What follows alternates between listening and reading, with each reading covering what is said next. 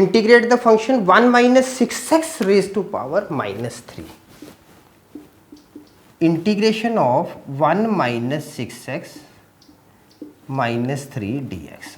Always put dx when you are integrating. Now this becomes 1 minus 6x minus 3 plus 1 upon minus 3 plus 1 with minus 6 plus c.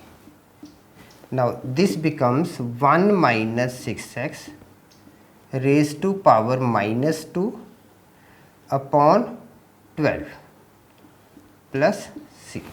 Now what formula we have used here? We have used here ax plus b raised to power n dx. Okay, so what the result was? This was ax plus b raised to power n plus 1 upon n plus 1 with a plus c.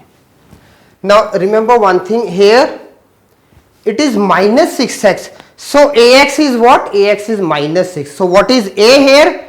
A here is minus 6. Okay, that's why I have written in the jumbled form.